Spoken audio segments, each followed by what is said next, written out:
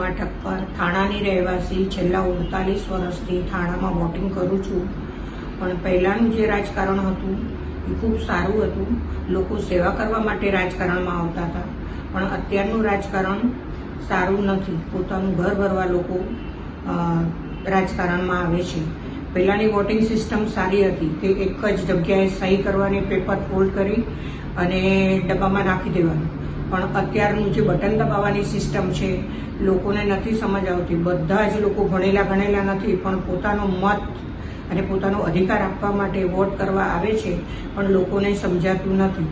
દિવસે ને દિવસે વોટિંગ સિસ્ટમમાં ફરક પડતો જાય છે, એટલે અડધા લોકો વોટ કરવા જતા નથી અને અડધા લોકોના મત બોગસ જાય છે. કારણ કે આ વખતે 4 બટન દબાવવાના છે.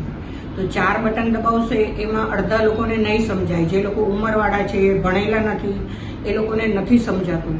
એટલે મહેરબાની કરી અને આ જે વોટિંગ સિસ્ટમ છે બટન દબાવવાની, એ સીધી અને સરળ હોવી જોઈએ, તો મત લોકો સુધી પહોંચે અને એ લોકોને કામ આવે.